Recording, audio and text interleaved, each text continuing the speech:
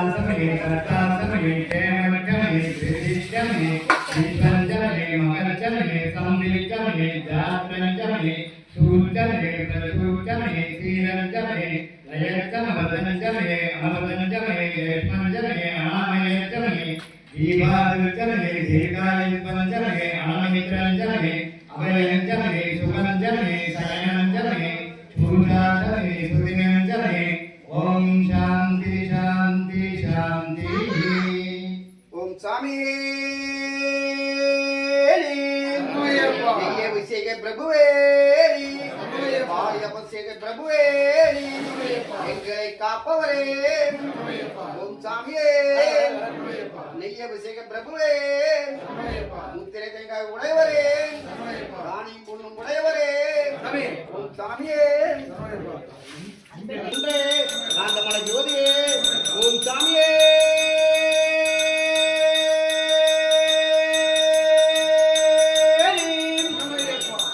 கன்னிமூல கணபதி பகவானே.